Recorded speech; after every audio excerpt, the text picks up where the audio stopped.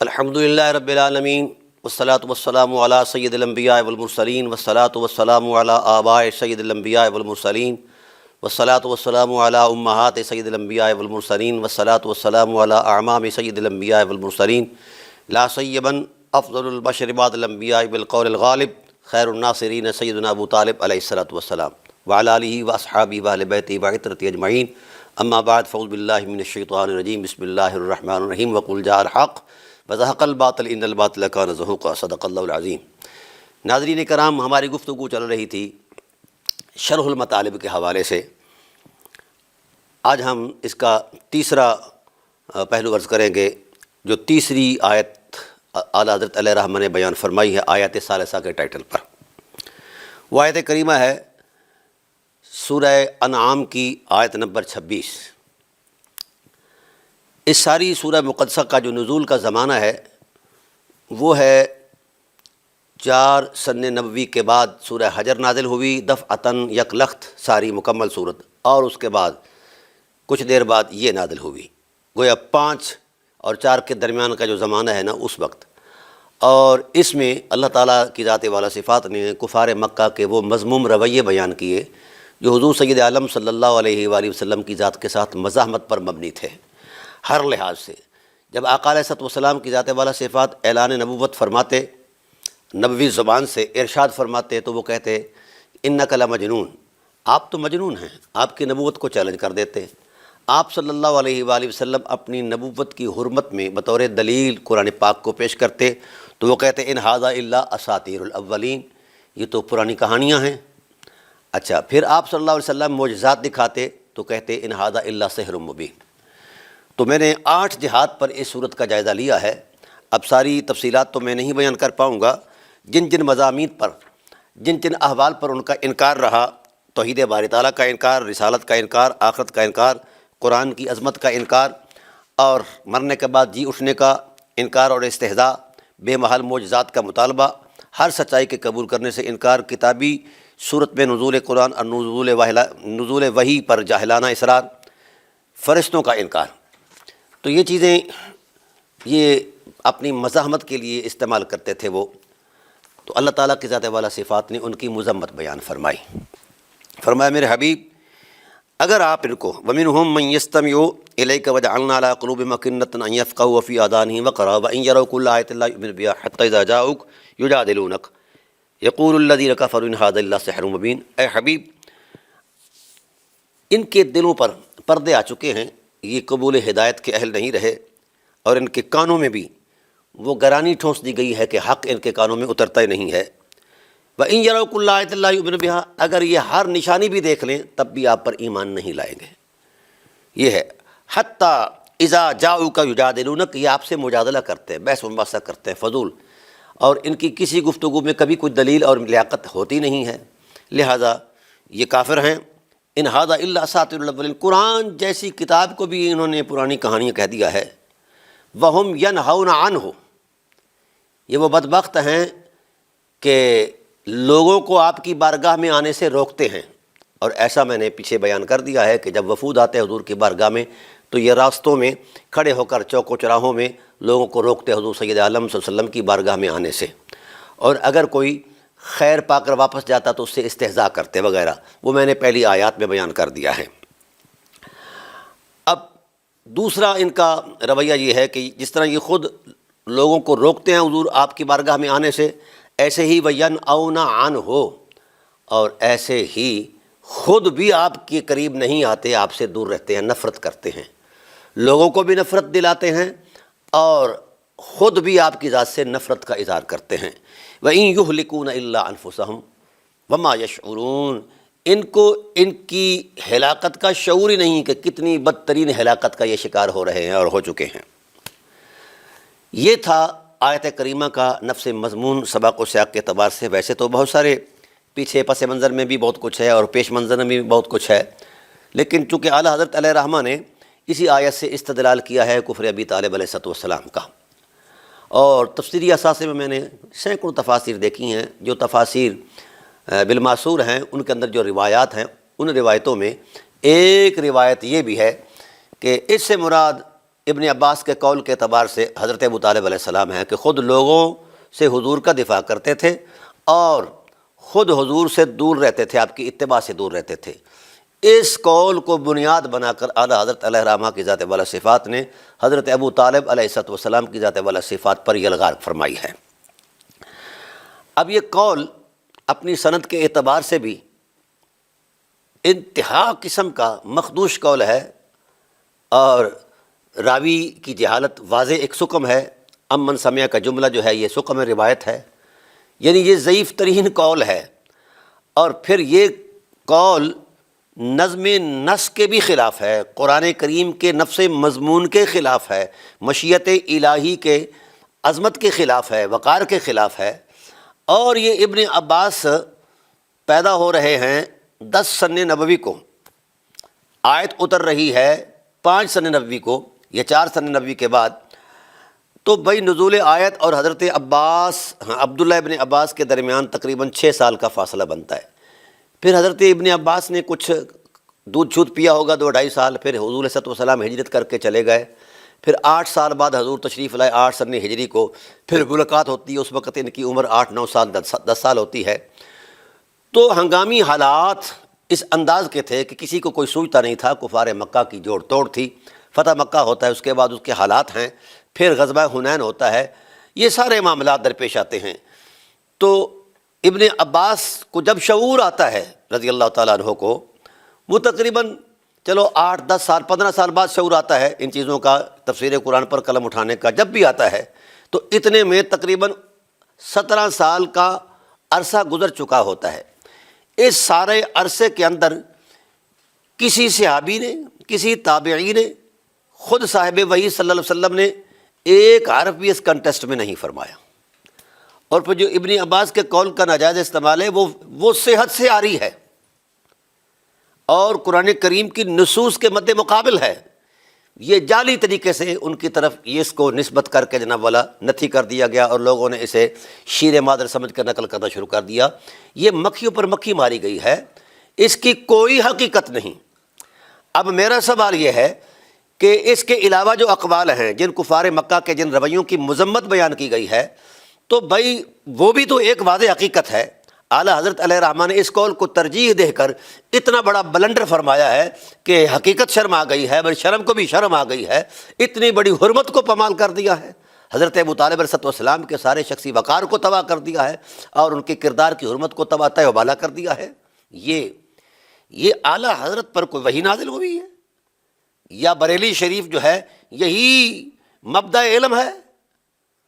تو اعلیٰ حضرت کا اگر اتنا بڑا شوق ہے تو 2 واضح حقیقتیں تھیں، ایک تو یہ جس کو جعلی طریقے سے گھسوڑا گیا تفسیر کے ذخیرے میں، اور پھر یہ ہے بھی بالکل ضعیف، اس کی سند کا راوی مجہول ہے امن سمع کے حوالے سے، اس کا مصداق ہی نہیں مل پایا کسی کو، اور پھر وہ قرآن کریم کا جو نفس مضمون اس کی قطعیت ہے، سباق و سیاق ہے، ربط کلام الہی ہے، اور جن حقائق کو قرآن نے نصاً بیان فرمایا ان کے بالکل مد مقابل ہے۔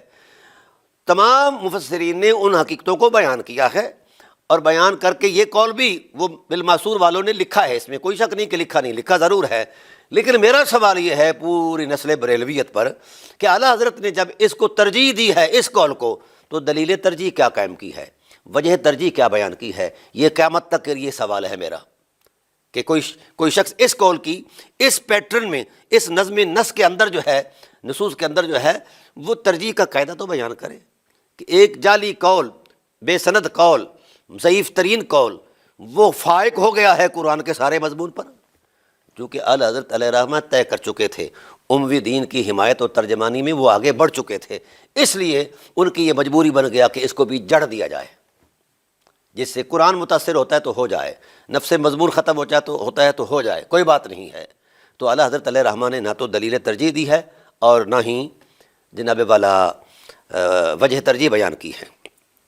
دوسری بات یہ ہے کہ جن کفار مکہ کے جن مذموم رویوں کو قرآن پاک بیان کر رہا ہے، ذرا دیکھیے، محل کلام الہی وہ رویے ہیں جو مذمت مآب ہیں۔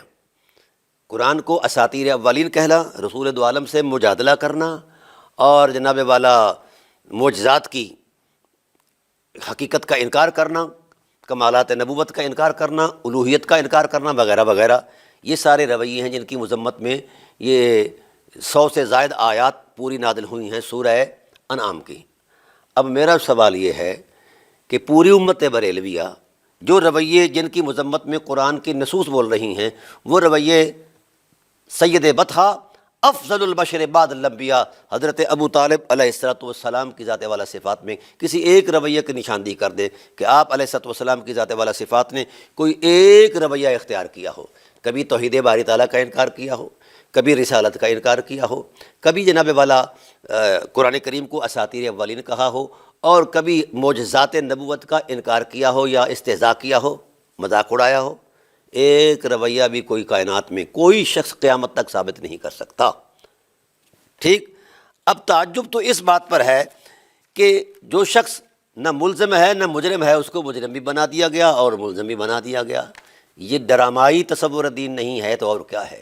یہ اموی جارحیت کا تسلسل نہیں تو اور کیا ہے؟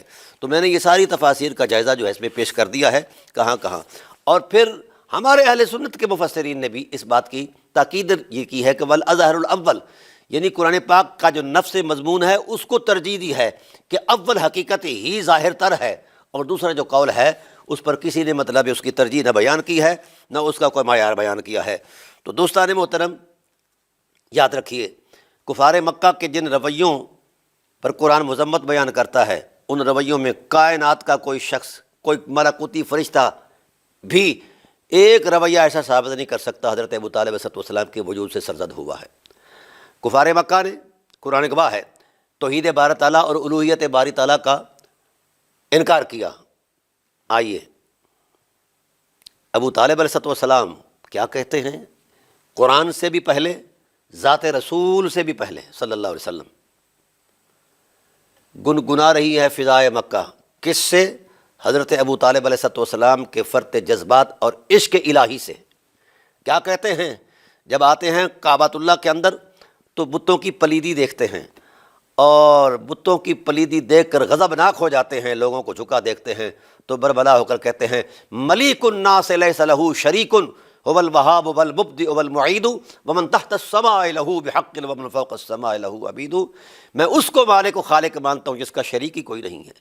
قرآن سے پہلے، رسول سے پہلے، سرزمین عرب پر، مکہ پر جس نے خدا کو لا شریک کہا ہے اسے ابو طالب علیہ السلام کہتے ہیں۔ تو کیا خدا کو لا شریک کہنے والوں کی بھی قرآن مذمت بیان کرتا ہے؟ یہ کیا ڈرامہ ہے؟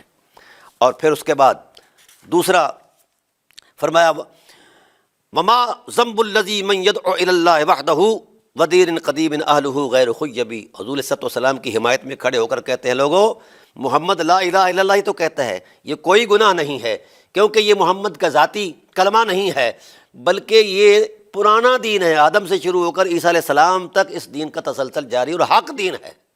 یہ ابو طالب علیہ السلام کفار مکہ کو سمجھا رہے ہیں۔ وَإِنَّ طَرِيقَ، پھر یہ ارشاد فرماتے ہیں فَلَا تَجْعَلُوا لِلَّهِ نِدًّا وَأَسْلِمُوا، خبردار خدا کا کسی کو شریک نہ بناؤ، جھک جاؤ خدا کی بارگاہ میں، اسلام لے آؤ۔ وَإِنَّ طَرِيقَ الْحَقِّ لَيْسَ بِمُظْلَمٍ، ہاں یہی طریق حق ہے، راستہ حق ہے، اس میں کوئی اندھیرا نہیں ہے۔ یہ ہے ابو طالب علیہ السلام کا رویہ توحید باری تعالیٰ کے بارے میں۔ اور عجیب بات ہے ناظرین کرام، ان مولویوں کو حجرے میں نہ جانے کیا سوجی ہے۔ حضرت نہ تو قرآن پڑھا اور نہ ہی حضرت ابو طالب علیہ السلام کے سینے کو کھولا، حجرے میں بیٹھ کر اموی دین کی ترجمانی کرتے رہے، چونکہ اموی دین کا ترہ امتیاز یہی ہے کہ اہل بیت نبوت کو ہدف تنقید بنایا جائے اور ان کو گالی گلوچ کیا جائے، ان کو پریشان کیا جائے، یہ ترہ امتیاز ہے۔ اسی لیے میں کہتا ہوں کہ دین دو ہیں، ایک نہیں آج کل، ایک نبوی دین ہے، ایک اموی دین ہے۔ نبوی دین کی حرمت میں خدا کا قرآن بول رہا ہے طاقت بن کر، مصطفیٰ کا اسوہ نور بن کر سامنے آیا ہوا ہے، اور اموی دین میں ان کے غضب اور عصبیت کا ایک جذبہ جو دشمنی پر مبنی ہے وہ بول رہا ہے۔ فرق اتنا ہے کہ اموی دین میں اموی دین والوں نے کلمہ گو مسلمانوں کا قتل عام کیا، 1.25 لاکھ مسلمان قتل ہوئے، جس میں 20,000 اصحاب رسول ہیں، آج صحابہ کی رٹ لگانے والے صحابہ کی حرمت پر کوئی سخت کلامی کرے تو اس پر کفر کے فتوے لگاتے ہو، اور جس نے صحابہ کی گردنیں کاٹی ہیں، ان کے بچوں کو ذبح کیا ہے، ان کے خاندانوں کو ذبح کیا ہے، کبھی اس بات پر بھی غیرت آئی؟ پر غیرت ہو تو آئے، غیرت نام کی شے کوئی نہیں ہے ان مولویوں کے اندر۔ اور پھر نبوی دین کی حمایت میں جب حضرت ابو طالب علیہ السلام کھڑے ہوئے تو اللہ تعالیٰ کی ذات والا صفات نے ان کے سپرد کر دی ہے نبوت کی حفاظت بھی، نبی کی حفاظت بھی صلی اللہ علیہ وآلہ وسلم۔ تو آپ نے کمال کر دیا، جس کو خدا، جس ذات والا صفات کو خدا اپنی آغوش رحمت کہے، پناہ عظمت کہے، اب اس پر یہ کفر کی کالک لگاتے ہو۔ حیا کرنی چاہیے، شرم آنی چاہیے۔ اب رسالت کا ٹائٹل آتا ہے تو انہوں نے رسالت کا انکار کیا کفار مکہ نے۔ ابو طالب علیہ السلام کیا کہتے ہیں؟ آقا علیہ السلام کو یوں سینے سے لگا کر، یوں جھلا کر، فرط ذوق میں آ کر کہتے ہیں انت الرسول رسول اللہ نعلمہ علیک نزل من ذی العزت الکتبی۔ اے محمد، یہ جو کہہ رہے ہیں کہ تو رسول نہیں، قرآن پاک میں ہے نا وَيَقُولُ الَّذِينَ كَفَرُوا لَسْتَ مُرْسَلًا، کافروں نے کہا کہ تو رسول ہی نہیں ہے۔ تو حضور صلی اللہ علیہ وسلم پریشان ہوئے کہ اللہ مجھے محبوب بھی بناتے ہو، تاجدار رسالت بھی، ختم نبوت کا تاج بھی میرے سر پر ہے، اور یہ رسول مجھے، یعنی رسول کہنے سے شرما رہے ہیں، نہیں کہتے مجھے رسول۔ تو اس وقت ابو طالب علیہ السلام نے حضور صلی اللہ علیہ وسلم کے چہرہ عظمت کی متانت کو دیکھا کہ رسول محسوس فرما رہے ہیں کفار کے اس بےہودہ جملے کو، تو آپ نے حضور کو گلے سے لگا کر کہا انت الرسول رسول اللہ نعلمہ، تو ہی تو اللہ کا سچا رسول ہے، ہم اپنے یقین سے کہتے ہیں کہ تو سچا رسول ہے، اور آپ ہی کا وہ سینہ اقدس ہے جس پر قرآن جیسی کتاب نازل فرمائی گئی ہے۔ یہ ہے حضرت ابو طالب علیہ السلام کا رویہ، جس کی مذمت میں قرآن اتارا جا رہا ہے، لا حول ولا قوت الا باللہ۔ یہ شان مجددیت ہے، یہ علمی بصیرت ہے۔ پھر فرمایا انت النبی محمد قرب اغر مسود لمسودین اکارم تاب و تاب المولد۔ حضور کی نبوت کا اعلان جو ہے وہ تو حضور کی ذات سے بھی پہلے 40 سال پہلے دن ہی حضرت ابو طالب صلی اللہ علیہ وسلم نے کر دیا تھا کہ یہ رسولوں کا تاجدار ہے۔ لقد اکرم اللہ النبی محمدا، اللہ نے ساری بزرگیاں اٹھا کر نبی محمد صلی اللہ علیہ وسلم کے دامن میں رکھ دی ہیں۔ فاکرم خلق اللہ فاکرم خلق اللہ فی الناس احمد، اللہ نے ساری مخلوق میں ساری بزرگیاں جو ہیں مصطفیٰ کے دامن میں رکھ دی ہیں۔ وشق لہ من اسمہ لیجلہ فذو العرش محمود وہذا محمد، اللہ کی غیرت پر قربان، جس طرح اپنے نور عظمت سے اس کے فیض سے وجود رسول کو وجود بخشا ہے، ایسے ہی اپنا نام ہی محمد کو عطا کر دیا ہے۔ خدا صاحب عرش محمود ہے اور محمد رسول صلی اللہ علیہ وسلم محمد ہیں۔ اور پھر کفار مکہ سے کہتے وخیر بنی ہاشم احمد رسول الہ علی فطرتی، او ظالموں اس رسول کی رسالت کا انکار کرتے ہو، جانتے نہیں کئی سو سال سے، ہزاروں سال سے عرب کی سنگلاخ زمین وحی کے نور سے خالی تھی، محمد کریم نے قدم رنجہ فرمایا ہے، وحی کے نور سے عرب کو بھر دیا ہے۔ اور پھر فرماتے ہیں وَإِنْ كَانَ أَحْمَدٌ قَدْ جَاءَهُمْ بِحَقٍّ وَلَمْ يَأْتِهِمْ بِالْكِذَبِ، تو محمد کو جھٹلا رہے ہو، اور اس نے تو اعلان نبوت سے پہلے کبھی جھوٹ نہیں بولا۔ ظالموں، یہ نبوت کا تاج پہن کر یا نبوت کی عظمت میں آ کر یہ کیسے جھوٹ بول سکتا ہے؟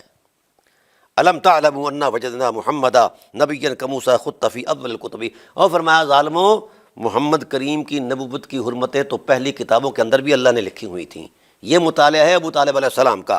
پھر فرمایا وَأَنَّ عَلَيْهِ فِي الْعِبَادِ مَحَبَّةً وَلَا خَيْرُ مِمَّنْ خَصَّهُ اللَّهُ فِي الْحُبِّ، اللہ وحدہ لا شریک نے اس وجود رحمت جسے سید المرسلین کہا جاتا ہے، اس وجود رحمت پر اپنی محبت نازل فرمائی ہے، اور ایسی محبت نازل فرمائی ہے، ایسا محبوب بنایا ہے کہ ہر فرد بشر سے کہا ہے کہ میرے محبوب سے محبت کرو، جس طرح میں محبت کرتا ہوں تم بھی محبت کرو۔ اور فرمایا ولا خیر ممن خصہ اللہ بالحب، اس بھری کائنات میں محمد سے افضل تو کیا محمد جیسا ہی کوئی نہیں جو محبت کا مرکز بنایا گیا ہو، کعبہ ایمان اور محبت بنایا گیا ہو۔ یہ ابو طالب علیہ السلام کے رویے ہیں۔ اور پھر وینصرہ اللہ وربہ بأہل العقیر او بسکان یثرب، اللہ اس کی اور اس کے دین کی اتنی بھرپور مدد فرمائے گا، اہل سکان جو ہیں یعنی یمن سے لے کر، عرب سے لے کر یثرب تک، یثرب سے لے کر اکیرس تک، یہ بحرین کا علاقہ ہے، یہ ساری کائنات محمد کریم صلی اللہ علیہ وسلم کے نور سے بھر جائے گی اور ساری حقیقتیں ان کے زیر نگی آ جائیں گی۔ ولا شک ان اللہ رافع امرہ، ولا شک ان اللہ رافع امرہ ومعلیہ فی الدنیا ویوم التجادل۔ یاد رکھو اس میں کوئی شک نہیں، اللہ نے محمد کی دین کو عرفہ بنانا ہے، دین عرفہ بنانا ہے، اعلیٰ بنانا ہے، اور اس کو اتنی بلندیاں دینی ہیں، دنیا کے اندر بھی اس کا دین بلند ہوگا اور اس کی ذات بلند ہوگی، اور قیامت کے دن بھی محمد اور اس کا دین بلند و بالا ہوگا۔ فرمایا ظلم النبی جاء یدعو الی الہدی وامر اتی من عند ذی العرش قیمی۔ اور ظالمو خدا کا خوف کرو، کیا یہ ظلم نہیں کرتے؟ یہ نبی تو وہ ہیں جو رحمت کی عظمت بن کر تشریف لائے ہیں، ہدایت کا ایک معیار بن کر تشریف لائے ہیں، اور یہ صاحب ذیل عرش جس کے پائے اتنے مضبوط ہیں کہ کائنات اس کے پاؤں کی میکنزم سے کھڑا ہوا ہے، یہ ساری کائنات اس کے جو عرش عظیم کے پائے ہیں، تو یہ اس نے بھیجا ہے رسول بنا کر۔ اور پھر ہاتھ اٹھا کر کہا یا شاہد الخلق علی فاشہدی انی علی دین النبی محمدی، اے اللہ اے مخلوق کے شاہد، تو گواہ ہو جا، میں نے تیرے محبوب کے دین کو آج ہی قبول کر لیا ہے، اور من دل فی الدین فانی مہتدی یا رب فاجعل فی الجنان مقعدی، جو محمد کے دین سے گمراہ ہوگا تو اللہ میرا اس سے کوئی تعلق نہیں ہے، وہ بھٹکتا ہے تو بھٹک جائے، میں تو محمد کے ساتھ وفا کروں گا زندگی کے ہر اعتبار سے۔ تو قرآن دوستو دوسرا ان کا اعتراض تھا، تیسرا اعتراض رسالت کے بعد قرآن پر، اور قرآن کا نبوت کے بعد سب سے پہلا ترجمان ابو طالب علیہ السلام ہے۔ اور کیا کہتے ہیں قرآن کی بابت؟ جب انہوں نے کہا ان ھذا الا اساطیر الاولین، قرآن نے کہا، حضرت ابو طالب علیہ السلام نے کہا ظالمو حیا کرو، اس کو اساطیر اولین کہتے ہو؟ یاتی بامر جلی غیر ذی عوج کما قال قد تبین فی آیات یاسین، یہ محمد وہ امر جلی روشن حقیقت لے کر آیا ہے، اس میں کوئی ٹیڑھا پن نہیں ہے، یہ صراط مستقیم دکھاتا ہے۔ اور اگر حوالہ چاہتے ہو تو سورہ آیات یاسین کو پڑھ کر دیکھو۔ جب رسالت میں آپ صلی اللہ علیہ وسلم کی رسالت کی گواہی حضرت ابو طالب علیہ السلام نے دی تو قرآن بھی بولا یاسین والقرآن الحکیم انک لمن المرسلین، میرے حبیب یہ کافر نہیں مانتے تو آپ کو رسول؟ مجھے حکمت بھرے قرآن کی قسم ہے کہ آپ رسولوں کے تاجدار ہیں۔ قرآن اور ابو طالب علیہ السلام اکٹھے چلتے رہے۔ اور پھر تیسرا عقیدہ جو ہے، اور بڑا عجیب سی بات، یہ جو شعر کہا ہے حضرت ابو طالب علیہ السلام نے، قرآن اس کی تائید میں آیا، الحمدللہ الذی انزل علی عبدہ ولم یجعل لہ عوجا، حمد ہے اس ذات کی، الحمدللہ الذی انزل علی عبدہ، جس نے قرآن جیسی کتاب اپنے بندے پر نازل فرمائی، ولم یجعل لہ عوجا، اس میں کوئی ٹیڑھا پن نہیں ہے، یہ صراط مستقیم کی روشنی ہے۔ جو بات ابو طالب کہہ رہے ہیں وہی قرآن کہہ رہا ہے۔ تو بھائی فرق کہاں ہے؟ فرق تمہارے دماغوں کے اندر ہے، اموی دین کی جارحیت کے اندر ہے، فرق اور کہیں نہیں ہے۔ بولیے پوری کائنات میں کوئی ایسا حرف منظرنامے پر لا کر دکھائیے کہ جو ابو طالب علیہ السلام نے قرآن سے ہٹ کر بولا ہو اور شان مصطفیٰ سے ہٹ کر بولا ہو، نہیں دکھا سکتے۔ آئیے اس کے ساتھ آخرت کا عقیدہ قرآن نے دیا ہے، وہ آخرت کا انکار کرتے تھے کفار مکہ، تو حضرت ابو طالب علیہ السلام آخرت کا عقیدہ دیتے ہوئے کہتے ہیں شرف القیامت والمعاد بنصرہ ویعاجل الدنیا یہوز السوددا، او لوگو لوٹ آؤ دامن محمد میں، محمد کریم کی نصرت، محمد کریم کی حمایت، محمد کریم صلی اللہ علیہ وآلہ وسلم سے محبت اور ان کی عظمت کا احترام قیامت کے دن کا شرف ہوگا۔ کل قیامت کے دن اسی شرف ملے گا جو محمد کریم کا غلام ہے، اور وَيُعَاجِلِ الدُّنْيَا، انہی کے برکتوں سے دنیا کی بزرگیاں بھی میسر آئیں گی، آخرت بھی میسر آئے گی۔ یہ ہیں حضرت ابو طالب علیہ السلام کی ذات والا صفات، جنہوں نے حمایت دین میں، صرف ان کا قصور یہ ہے کہ وہ رسول اللہ کی حمایت میں تن من دھن سے آگے بڑھے ہیں۔ مجھے کہا جاتا ہے کہ آپ ان کو افضل البشر کہتے ہیں، میں یہ کم از کم لفظ ہے جو ان کی حرمت میں بول رہا ہوں۔ ہاں، حضرت ابوبکر صدیق رضی اللہ تعالیٰ عنہ کو ہمارے اہل سنت پہ مائنڈ سیٹ پر افضل البشر بولا جاتا ہے، مجھے اس سے کوئی اعتراض نہیں، کوئی گلہ نہیں، نہ کوئی اس سے کوئی قدغن ہے۔ ان کا یہ پروٹوکول بنتا ہے، ان کی حرمت وفا کا مقام یہ ہے کہ ان کو کہا جائے، لیکن ساتھ ساتھ یہ بھی یاد رہے کہ ان کو ابن ابی قحافہ کے طور پر یہ ٹائٹل نہیں ملا۔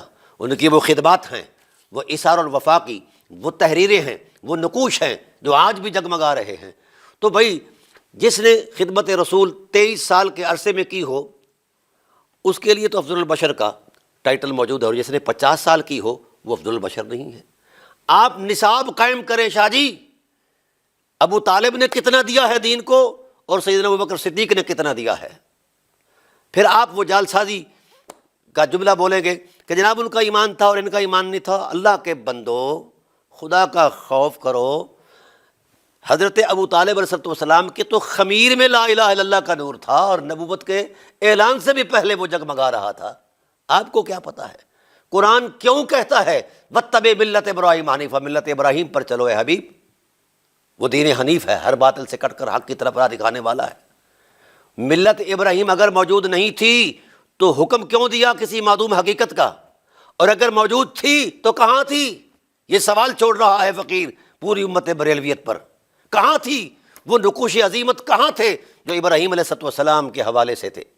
اور پھر یہ آپ کی جعل سازی جو ہے وہ اسی بخاری کی روایت کے اندر ہی نظر آتی ہے کہ بخاری کے اندر یہ جو بات لکھی ہے کہ جب ابو جہل اور امیہ بن خلف نے کہا اترغب عن ملت آبائے کا، کہ تو اپنے باپ دادا کی ملت سے منہ پھیر لے گا، تو انہوں نے کہا انا ملت علی آبائی، میں اپنے باپ دادا کی ملت پر ہوں۔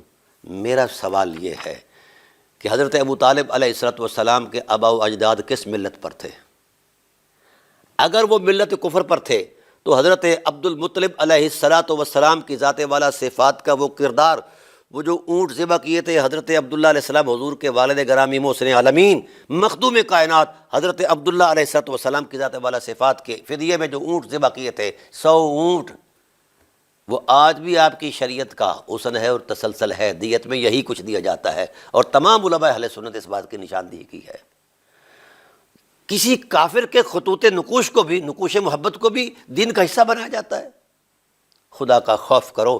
اس پر تو انشاءاللہ میں تفصیلات میں اتروں گا، اور اس وقت کئی گھنٹے میری گفتگو ہے، 164 گھنٹہ میری گفتگو ہے ٹیلی ویژن کی سکرین پر۔ شاہ صاحب آپ مطالعہ کریں اور اپنے وسعت مطالعہ کو آگے بڑھائیں، پھر بات کریں، چیلنج بھی کرتے پھریں مباہلے کا اور مناظرے کا۔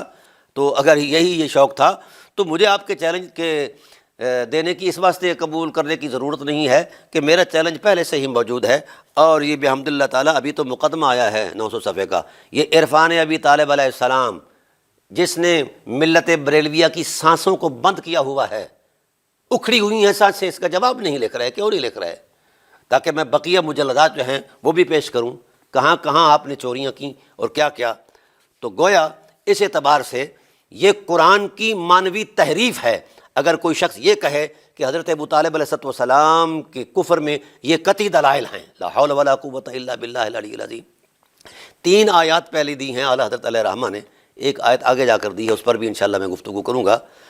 تو مجھے بتایا جائے کسی آیت میں کوئی ایسا اسلوب ہے کہ اس کو کسی روایت میں ان آیات جن کے ساتھ آیات نتھی کی گئی ہیں، کسی روایت میں ایسا اسلوب ہے کہ اس کو روایت کہا جائے؟ اے اللہ کے بندو، ان راویوں کے پاس تو مبدأ علم ہی کوئی نہیں ان روایات کا، کہاں سے آپ نے روایات بنا لی ہیں؟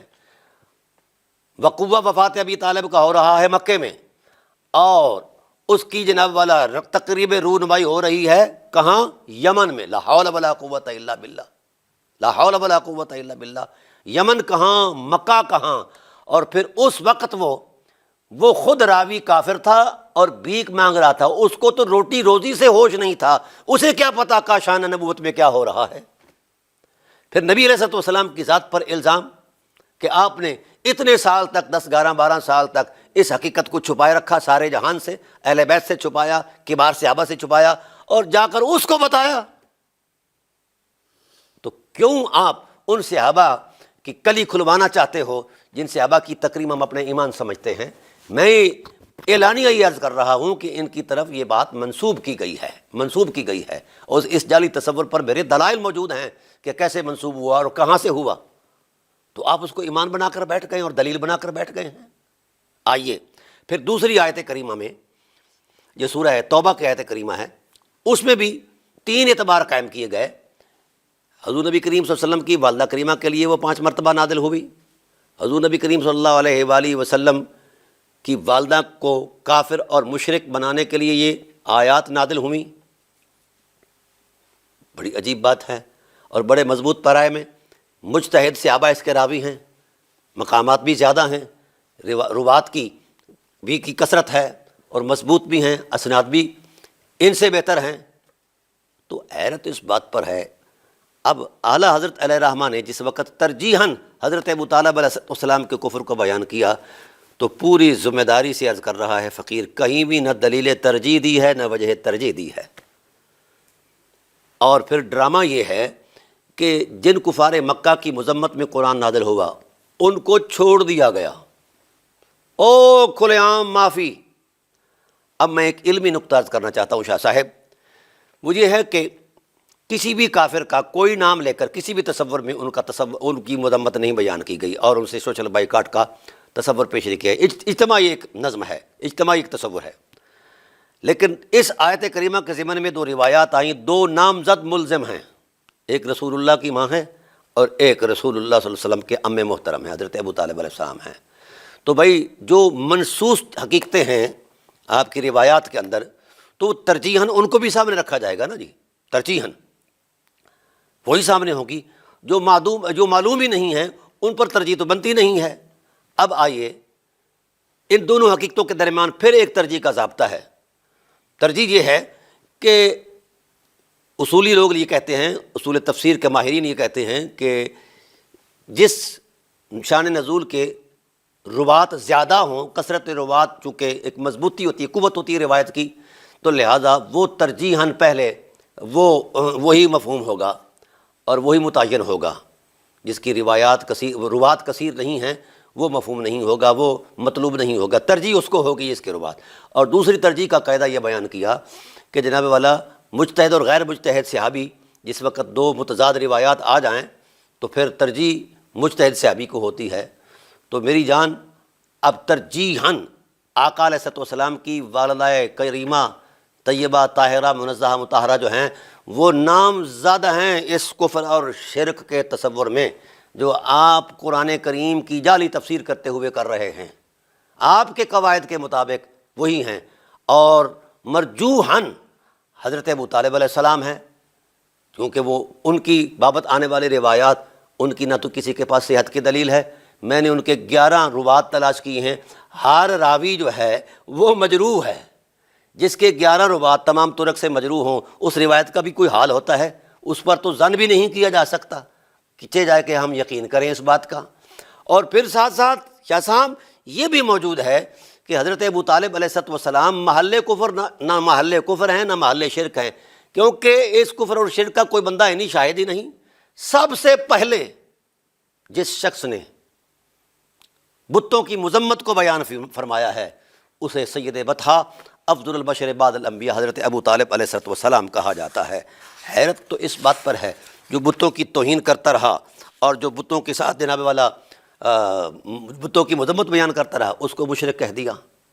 ان کو مشرک نہیں کہا جو بت پوجتے تھے. یہاں ایک راز کی بات بتا جاؤں شاہ صاحب، دراصل ہوا کیا، یہ جو قبائل تھے نا، خاص کر بنو امیہ کے قبائل، یہ بت پرستی میں بڑے آگے تھے. تو جس وقت وہ بت پرستی کی مذمت ابو طالب علیہ السلام بیان کرتے تو یہ چڑھ جاتے. تو حضرت ابو طالب علیہ السلام کی للکار میں اتنی طاقت ہوتی کہ ابو سفیان جیسے کی ٹانگیں کانپتی تھیں. یہ میں عرض کر رہا ہوں وَإِنَّ انْسِنَاءِ عَنْ حَاشِمٍ بِمَا اسْتَطَعْتُ فِي الْغَيْبِ وَالْمَحْضَرِ وَإِنِّي عَائِبٌ اللَّاتَ فِي قَوْمِهِ وَلَوْلَا رِضَى اللَّاتَ لَا نُمْتِرُ وَإِنِّي لَأَشْنَا قُرَيْشًا لَهُ وَإِنْ كَانَ كَذَهْبِ الْأَحْمَرِ. یہ مذمت کر رہے ہیں بیان حضرت ابو طالب علیہ السلام بتوں کی کہ تم کہتے ہو کہ لات جو ہے یہ اگر راضی نہ ہوئی تو بارش نہیں ہوگی، تو آپ کو جلال آیا، میرے کریم آقا علیہ السلام کا بازو پکڑا، کعبہ کی چھت پر کعبہ کی دیوار پر جا کر پشت لگا کر کہا محمد اپنا مکھڑا اٹھا کر ذرا دیکھو. تو آقا علیہ السلام نے مکھڑا اٹھا کر دیکھا تو حضور کے حسن کی رعنائی کی لطافت کو بادل کا سینہ برداشت نہ کر پایا، فوراً سینہ کھول کر برسنا شروع کر دیا، جل تھل ہو گیا، بارش آ گئی. تو پھر آپ نے فرد جذبات میں آ کر یوں کہا وَبْيَدَّ يُسْتَسْقَى الْغَمَامُ بِوَجْهِهِ ثِمَارُ الْيَتَامَى عِصْمَةٌ لِلْأَرَامِلِ. یہ صحیح بخاری کے اندر بھی آپ کی یہ بات ہے کہ آپ کے مکھڑے کی حسن کی لطافت کو سورج برداشت نہ کر پایا، اور آپ کون ہیں؟ شاہ صاحب ان جذبوں کی قدر کرو۔ اگر آپ واقعی نبوی سید ہیں تو ان جذبوں کی قدر کرو جو آپ کے جد کریم کے سینے میں محفوظ تھے۔ وہ کہتے ہیں بڑا خوبصورت، سمال الیتامہ، ابھی حضور بچپن میں ہیں، چند سال کی عمر ہے، وہ کہتے ہیں سمال الیتامہ، محمد کریم اس کو چھوٹا بچہ یتیم نہ کہو، یہ تو یتیموں کا آسرا ہے، یہ تو بیواؤں کا آسرا ہے۔ جس ابو طالب پر آپ کا الزام کفر ہے، وہ ابو طالب نبوت کا مستقبل بیان کر رہا ہے کہ یہ ایسی ذات والا صفات ہے، جو نبوت کے ان حرمتوں کو بیان کر رہا ہے جو ابھی وجود پذیر ہوئی نہیں ہے، ظہور پذیر ہوئی نہیں ہے۔ تو یہ ان کے اندر جو اللہ نے بصیرت رکھی تھی، نور بصیرت، اس سے وہ تک رہے ہیں حالات۔ کیا حضور ماوا یتیم نہیں ہیں؟ یتیموں کے ماوا نہیں ہیں اور بیواؤں کے نوا نہیں ہیں؟ تو میری جان شاہ صاحب تھوڑا سا ہوش میں آئیے اور قرآن کا مطالعہ کیجئے۔ بریلی شریف کے مطالعے سے آپ کو کچھ بھی نہیں ملے گا، قرآن کا مطالعہ کیجئے۔ اب میں اختتامی طور پر آ رہا ہوں، چونکہ وقت نہیں ہے، ورنہ میں الحمدللہ بالاستیاب اس پر پوری گفتگو کرتا اور کروں گا انشاءاللہ العزیز۔ جب اس پر کوئی رد عمل آئے گا تو میں انشاءاللہ العزیز اس پر پوری گفتگو کروں گا۔ آپ سے 3 سوال عرض کر رہا ہے۔ یہ جو آیات بیان کی ہیں، جن روایات کے ضمن میں، ان روایات کی تصدیق چاہیے جو مفید یقین ہو، اور یہ آپ کو قیامت تک کے لیے چیلنج ہے۔ پھر ان آیات کے اندر جو ربط کلام کا تصور دیا ہے خدا ذوالجلال نے، جو نفس مضمون دیا ہے، اس نفس مضمون کو سیاق و سباق سے ملا کر پھر مضمون تلاش کر کے دکھائیں حضرت ابو طالب علیہ السلام کے کفر کا، یہ بھی نہیں کر سکتے۔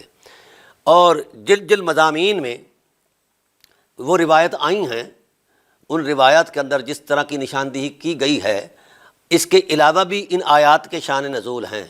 جو ترجیحات اعلیٰ حضرت نے بیان فرمائی ہیں ترجیحاً ان کو کفر ابی طالب میں، تو وجہ ترجیح بھی آپ نے تلاش کر کے دینی ہے اور دلیل ترجیح بھی دینی ہے۔ یہ 3 سوال آپ پر چھوڑ کر جا رہا ہوں۔ اگر ان سوالوں کے جواب آپ کے پاس ہیں تو بسم اللہ ہم آگے گفتگو کریں گے، نہیں ہیں تو پھر چپ رہیے شاہ جی، لکم دینکم ولی دین۔ یہ بازو لہرا لہرا کر آپ بریلویوں کو تو پاگل کر سکتے ہیں، ایک تحقیق کے طالب علم کو آپ کی یہ ہوشیاری جو ہے یہ وہ مطمئن نہیں کر سکتی۔ اس لیے آپ قابل احترام ہیں، لہذا احترام کی عظمت میں رہیے گا اور بات چلائیے گا علم اور دلیل کی بنیاد پر۔ میں نے آپ کی یہ تینوں دلیلیں جو ہیں الحمدللہ تعالیٰ قرآن کی روشن آیات کی منظرنامے سے میں نے بیان کر دی ہیں اور اس کی حقیقت بیان کر دی ہے، اور ان روایات کا جعلی ہونا ثابت کر دیا ہے۔ پہلے ہماری گفتگو یہیں سے جن آیات اور روایات کے منظرنامے میں یہ جعلی FIR تیار کی گئی، پہلے ہم اس کو اکھیڑیں گے، جس طرح آج تھوڑا سا میں نے اکھیڑا ہے، اس کو ادھیڑیں گے۔ جب آپ ثابت کر جائیں گے کسی قطعی اور یقینی علم سے کہ یہ FIR جو ہے یہ بالکل مستند ہے، اور روایت وہ پیش کریں جس کی دلالت جس کا ثبوت قطعی ہو، آیت وہ پیش کریں جس کی دلالت قطعی ہو کفر ابی طالب میں، تو جس وقت آپ FIR کو پروف کر لیں گے تو پھر اس کے بعد سزا اور مواخذے پر جو روایات ہیں اس پر ہم بات کریں گے۔ پہلے آپ الزام تو ثابت کرو، کائنات کا کوئی شخص کوئی ملکوتی کیوں نہ آ جائے، قیامت تک یہ الزام ثابت نہیں کر سکتا۔ یہ جعلی روایات جو ہیں یہ کفر ابی طالب میں مفید یقین تو کیا مفید ظن بھی نہیں ہے۔ اس لیے میں عرض کر رہا ہوں کہ حضرت ابو طالب علیہ السلام، اور قانون شریعت بھی ہے کہ اس وقت تک الزام ثابت ہی نہیں ہوتا جب تک کہ شواہد قطعی اور یقینی نہ ہوں۔ میں نے پہلے ویلاگز میں آپ سے کہا تھا کہ آپ آئی وٹنس دے دیں، جس نے حضرت ابو طالب علیہ السلام کو کفر پر مرتے دیکھا، آئی وٹنس دے دیں، آپ نہیں دے سکتے۔ مسیب بن حزن کہاں دھکے کھا رہا ہے، حضرت ابو ہریرہ کہاں بھیک مانگ رہے ہیں، اور یہ مسیب بن حزن تو ویسے ہی 4 یا 5 روایات کا راوی ہے، اس کے علاوہ اس کے پاس تو نہ علمی بصیرت ہے، نہ اسے قرآن کا فہم ہے، نہ یہ قرآن سننا پسند کرتا ہے، اور اس نے جو جوڑ توڑ کی ہے اس جوڑ توڑ کے اندر بھی 14 سال کا فاصلہ ہے، تو اتنے بڑے جھوٹ کو کون مانے؟ وما علینا الا البلاغ المبین۔